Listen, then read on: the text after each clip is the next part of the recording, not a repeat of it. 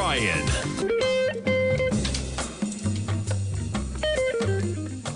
Good afternoon, folks. Tommy O'Brien coming to you live from TFNN just after 3 p.m. Eastern. We got about 53 minutes left to go in the trading day, and we have quite a market to the upside, folks. Shaking off all the fears of a tough Broadcom number, and let's kick it off because that's what started things off. Broadcom down by 13%. Okay, one of the darlings of the chip stock rally recently. We came into earnings last night with $2.3 trillion was the market capitalization. We're flirting right now with about a $2 trillion mark, just under that number. Yeah, $1.98 trillion. So 300 plus billion wiped out. You're down by $61, Broadcom. The other one that was out there, CrowdStrike. Now, CrowdStrike getting back a decent portion of the losses. You were down at 660 in the overnight session. You're pushing 714. Nonetheless, down by $32 right now. Micron gets back some of the losses. You're down by 5.6. You jump around to the heat map. There's your Broadcom. Micron, AMD off 3% right now. There's CrowdStrike off 4.3%. Some of the software companies as well. Palo Alto down 1.1%. Datadog off 2.2%. SanDisk off 2.5%. But check out other areas of this chart, folks. Okay? You're talking about Google up 3.6%. Amazon 1.5%. The financials having a heck of a day. Blackstone getting rewarded for holding their investors. Okay? To the fact that, no, in those private credit funds, no, it's a 5% redemption.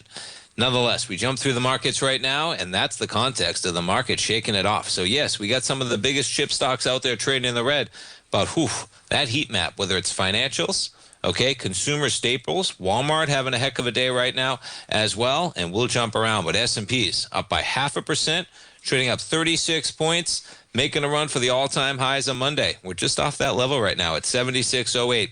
NASDAQ 100, you're negative by 0.2%, but we're a solid 400-plus points off of the lows of this morning.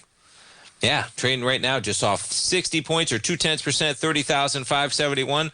The Dow might be at 1,000 points before we're done with the program, folks. Up 900 points, 1.8%, 51,696. And how about the Russell? Up 1.7% right now. Whew. The 10-year, we're sitting with a yield just under 4.5. We're at 4.48 right now on that 10-year. The dollar's persisting higher at 99.43. Gold right now up $38 at 45.05. That's a gain about 0.9%. Silver up 0.7%, up 54 pennies at 74.23. And let's take a look at the volume in the indices. All right, on the futures, decent day, but nothing like you want to see on our huge acceleration. Now, it's been a heck of an intraday acceleration.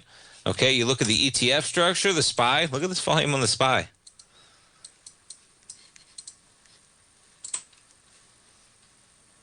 There we go, get zero to the axis. Right now on the SPY, 30.6 million shares. Very light day.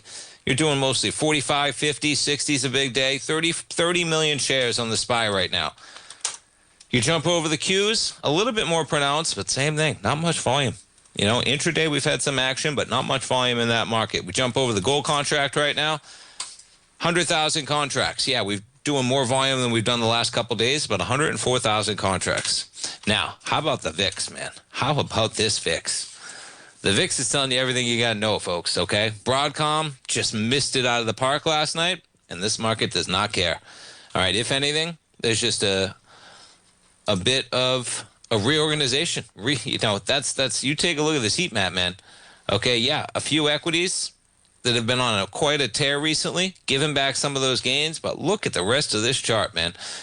Let's jump around to some of the financials. So Blackstone. Now, this thing's been under pressure recently. You're catching a bounce to the tune of almost 8% for Blackstone.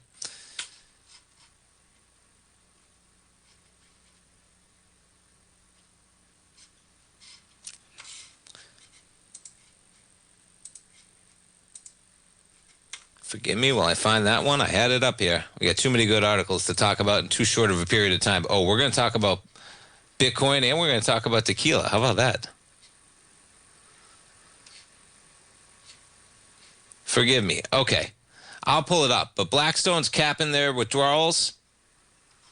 All right. At 5% of their private equity fund. And guess what? Private credit, excuse me. Yeah, the market loves that. okay? Because it's a problem. Now, number one, withdrawals slow down. Okay, so the writing's on the wall. It looks like they'll be okay.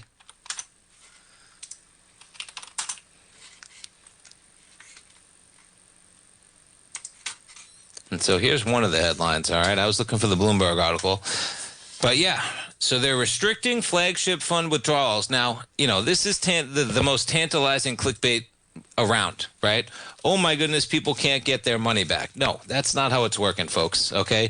They're putting their money in investments that are illiquid, and this is a standard structure. Yeah, now, yes, that can be a problem if the reason why they want their money is because the valuations on that fund are not what they rightfully are if you went to market, okay? But that number had gone up a bit, and they are now restricting it. Redemption requests hitting 10% during the second quarter. Yeah. $79 billion, this fund. Quite a fund. B-Cred. Now, they just had requests of 7.9% in the last quarter, and they honored those requests. But that number went up to 10%, and they weren't comfortable going there.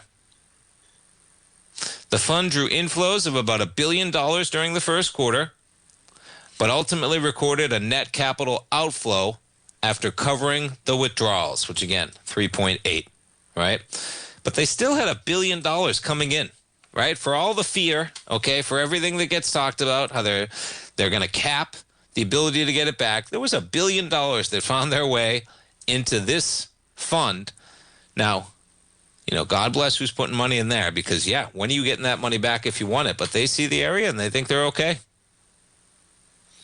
Liquidity features are designed to protect long-term investors and to ensure that returns continue to be driven by the quality of the underlying private assets rather than short-term flow dynamics. And I would agree. I bring it up many times, folks. But when my dad was doing the real estate fund, okay, many of you investors out there supported him, still supporting me. That's one of the deals when you're investing in illiquid assets. And it doesn't mean that the asset isn't worth what you're saying it's worth. It's just that in the context of demanding that money on a quarterly basis, even on a quarterly basis in real estate, very difficult to do. 90 days, very difficult to do. Unless you're sitting on enough cash. And they're still doing 5% withdrawals, all right? That's almost $4 billion on an $80 billion fund. NASDAQ down by 76. We'll come right back, folks. We'll take a look at some equities.